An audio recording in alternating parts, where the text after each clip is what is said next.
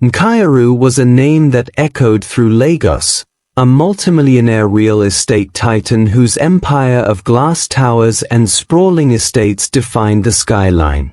Her wealth was legendary, her face a fixture on billboards with the bold promise, "Nkiru builds dreams."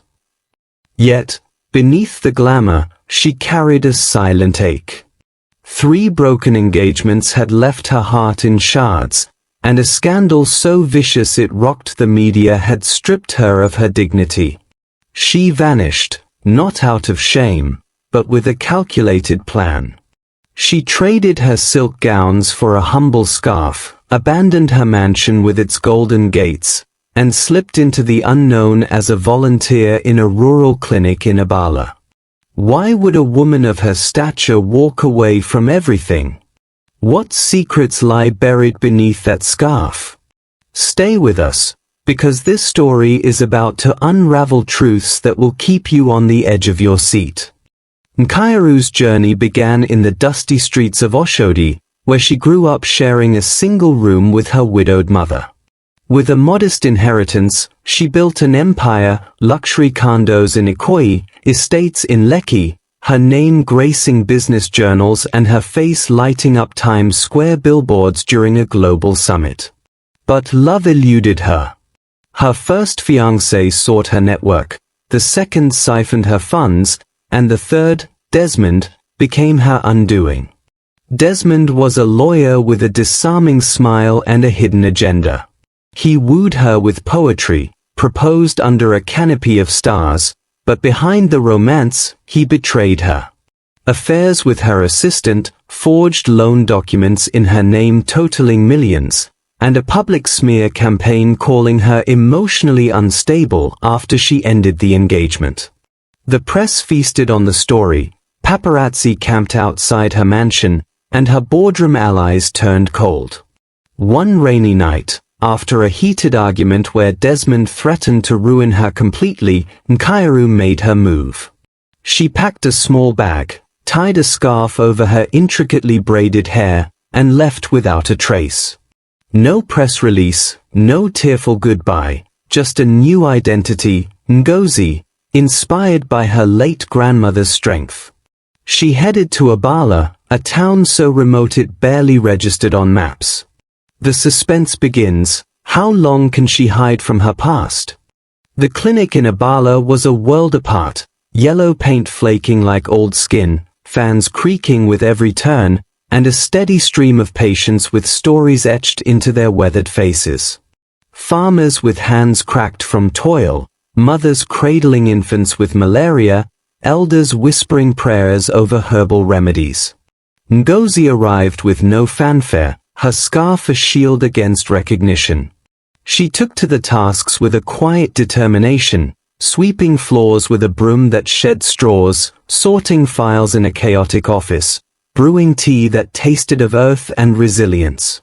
No one suspected she was the Nkiru whose wealth could fund the clinic 10 times over. Her days were simple, yet fulfilling. She learned the rhythm of the place, the cry of a newborn, the sigh of a healed patient, the hum of a generator struggling to life. Then she met Dr. Chuka. Tall and wiry, his lab coat worn thin, he moved through the wards with a grace that belied his exhaustion. His eyes, shadowed by sleepless nights, held a kindness that pierced her defenses. He treated malaria with the intensity of a surgeon, listened to patients as if their words were sacred.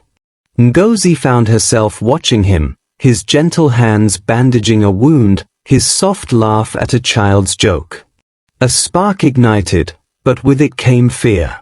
Could this man, so different from her past suitors, see the real her? The tension mounts as their paths begin to cross more often. A storm rolled in one humid evening, the power flickering out and leaving the clinic in darkness. Ngozi sat on the veranda, the rain drumming a steady beat, when Chuka joined her, a lantern casting a warm glow on his tired face. They sat in companionable silence, the storm a barrier between them and the world. "Ngozi," he said, his voice a low rumble over the rain, You carry yourself like someone who's been wounded, yet there's a light in you, a hope that doesn't fade. She smiled, a careful curve of her lips, her heart pounding. And you speak like a man who's lost much, but still finds a reason to stay. He leaned back, the lantern light dancing in his eyes. My wife, Amina, died 2 years ago. A drunk driver took her. I left Lagos, my high-rise hospital, my old life, to come here. I needed to heal by helping others. What about you? What brought you to this place? Ngozi's breath hitched. His vulnerability mirrored her own, yet his choice to heal without bitterness moved her. She deflected, maybe I'm here to find something I lost too. The rain masked the tremble in her voice, but the suspense grows. Will her secret slip out in this intimate moment? Weeks melted into a rhythm. Chuka taught Ngozi the art of reading prescriptions, his fingers brushing hers as he guided her through the script.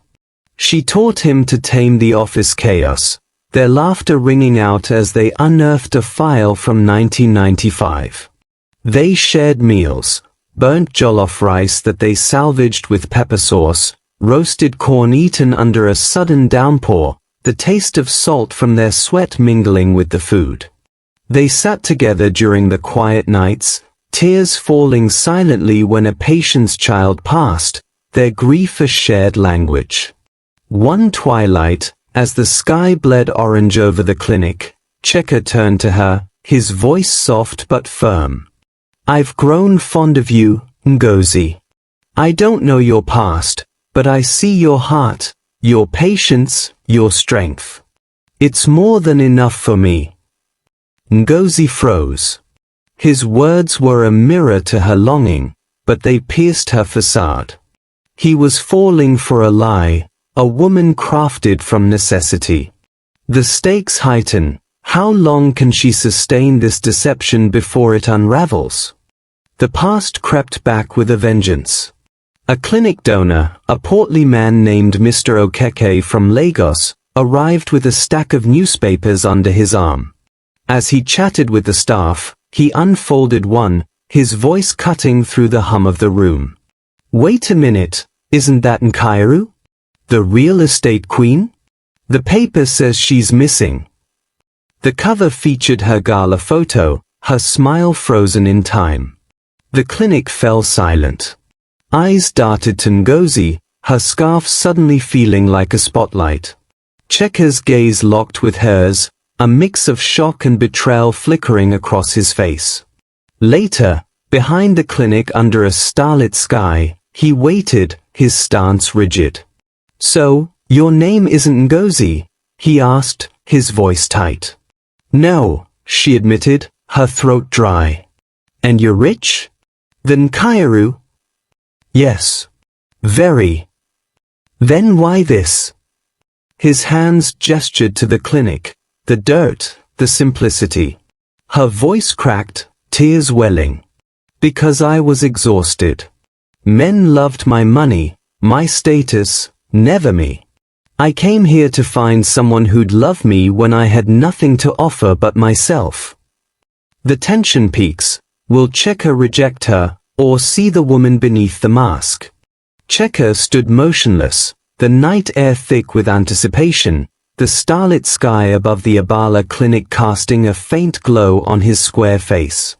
He removed his glasses, wiping them slowly with a trembling hand, the black jacket he wore rustling softly in the breeze.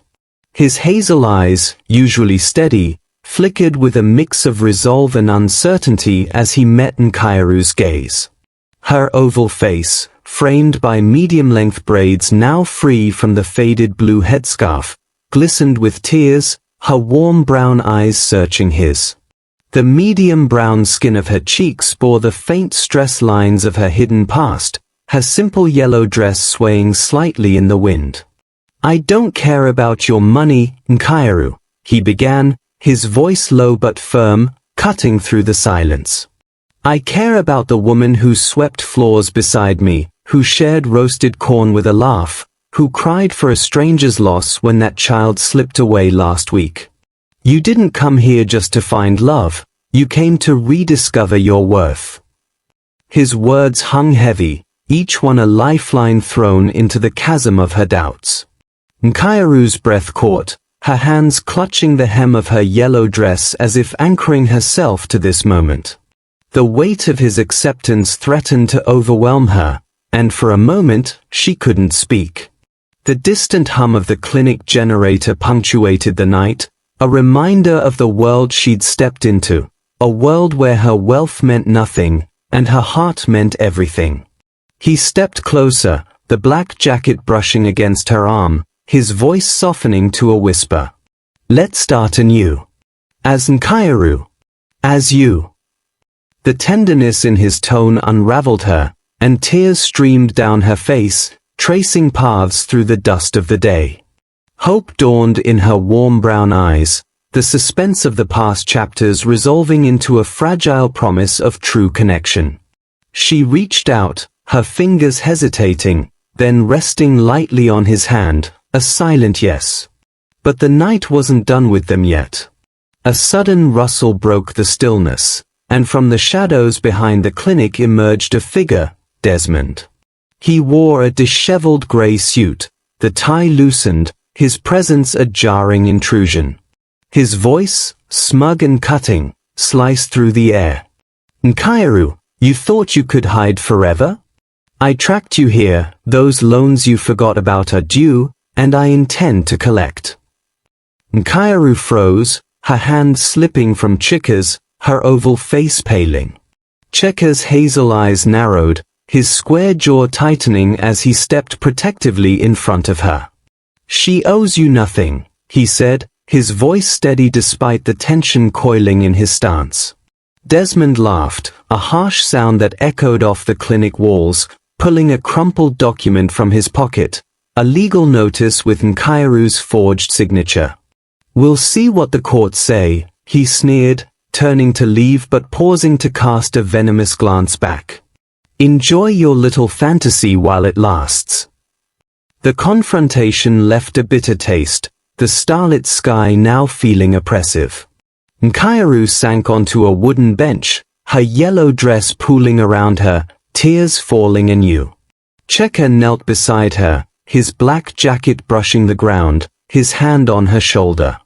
We'll face this together, he murmured, but the uncertainty in his voice betrayed his own fears.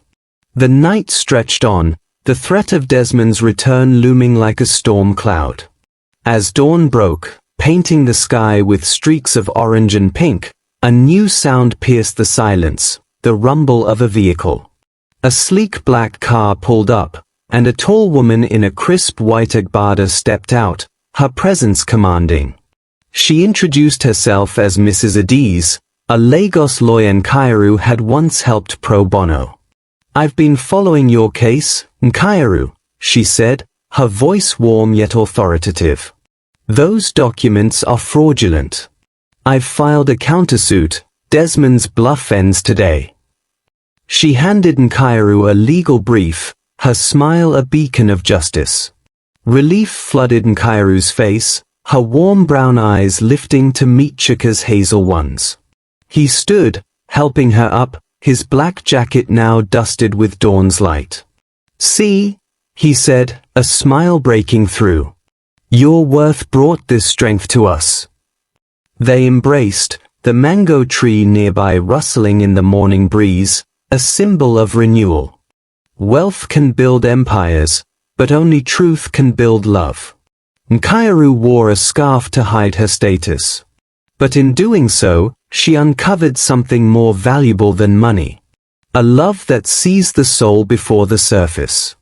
Not every disguise is meant to deceive. Sometimes, it's the only way to escape a world that keeps falling for the mask. Have you ever hidden a part of yourself just to be truly seen? Share your thoughts below. Subscribe for more stories that remind us what truly matters in love and life.